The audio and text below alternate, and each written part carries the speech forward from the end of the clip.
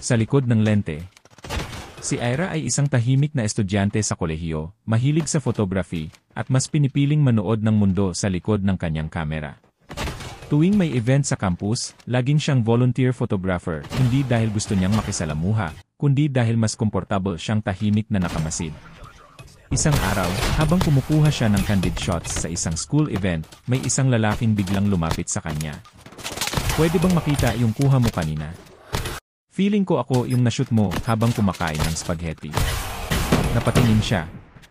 Ang lalaki ay matangkad, may hawak pang soft drink, at may spaghetti sauce sa gilid ng labi. Napatawa siya ng bahagya, unang beses yata iyon na natawa siya sa ganong simpleng paraan. "Mukhang hindi ko na i-edit yun," biro niya. "Wag mo nang i-delete. Paalala yun na hindi ako laging pogi." Nagpakilala siya bilang Gio, Student Council Vice President, kilala sa pagiging friendly at makulit. Simula noon, lagi na siyang lumalapit kay Ira kapag may event. "Sana ako na lang ang kamera mo. Lagi mo akong hawak. Kung ikaw ang kamera, malamang lobat ka na. Ang daldal mo." Lumipas ang mga linggo, hindi na mapigilan ni Ira ang kilig tuwing naroon si Gio. Hindi na lang siya basta photographer, unti-unti niyang gustong makilala ang mundo sa labas ng lente.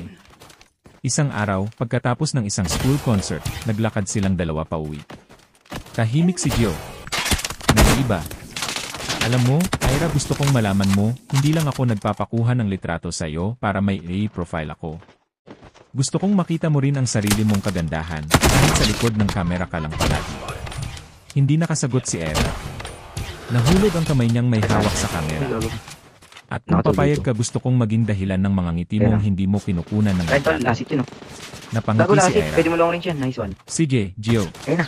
Clutch Pero one, tol. ikaw ang magdadala ng tripod. Yan lang. Mabigat to eh. Abangan ang susunod Ang na daming hit kabanata." mark ng shot.